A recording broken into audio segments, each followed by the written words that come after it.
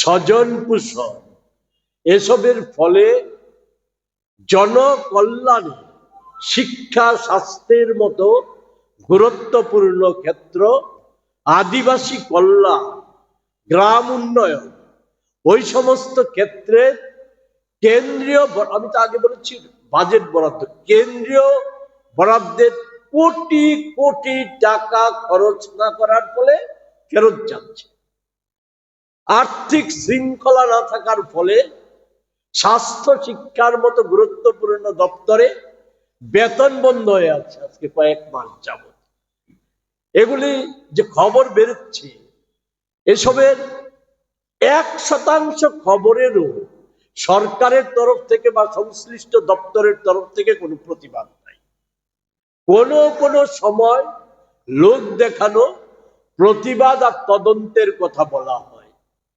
তদন্তের নিটফল 0.01% না, সাজা টাজা ইত্যাদি তো বাদে কোনো ফল যে তদন্তের এই ডিম্বটা প্রকাশ হয়েছে এটা 0.01% জানানো হয় না।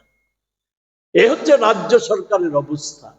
আর এখন তো একটা রাজ্য সরকারের স্বয়ং মুখ্যমন্ত্রী, রাজ্য সরকার থেকে শুরু করে, আমি সংক্ষেপে আর একটা কথা বলিনি, এডিসি, এটা যে স্বপ্ন নিয়ে শ্রীমতী গান্ধী এডিসি ষষ্ঠ তফসিলে এডিসির অনুমোদন দিয়েছিল, একটা কথা আবার স্মরণ করিয়ে দিয়ে রাজ্যবাসীকে, বিশেষ করে বিজেপির বন্ধু এবং তার শরিক, বড় শরিক তিপ্রা মাথার বন্ধুদের, যে বিজেপির পূর্বসূরি জনসংঘের প্রধানমন্ত্রী মুরারজি দেশাই সাহেব 1979 সালে ষষ্ঠ তফসিলে এডিসি গঠনের প্রস্তাব এই রাজ্যের মাননীয় মুখ্যমন্ত্রী দিল্লিতে নিয়ে ওনার টেবিলে যখন ওনার সাথে সাক্ষাৎ করেন, পত্র পাঠ বিদায় করে দিয়েছিলেন, না এডিসি করা যাবে না, ষষ্ঠ তফসিলে এডিসি করা যাবে না। সে যাই হোক, শ্রীমতী গান্ধী দৌলতে এই রাজ্যের আদিবাসীরা তাদের কল্যাণের জন্য, তাদের কল্যাণ হলে আদিবাসী আদিবাসী সকলেরই কল্যাণ হবে, রাজ্যের কল্যাণ হবে, রাজ্যের মঙ্গল হবে। এই কল্যাণের জন্য যে এডিসি দিয়েছিল, আজকে যাদের হাতে এডিসি তার সম্পূর্ণ বিপরীত দিকে চলে গেছে।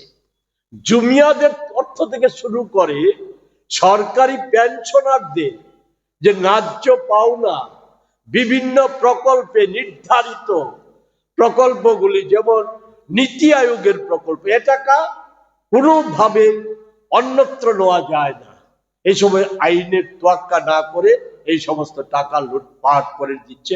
এগুলো তো আর আজকে আমাদের কথা নয়, স্বয়ং রাজ্যের মুখ্যমন্ত্রী উনি কামান দাগছেন। রাজ্যের একাধিক মন্ত্রী সুনির্দিষ্ট অভিযোগের কামান দাগছেন।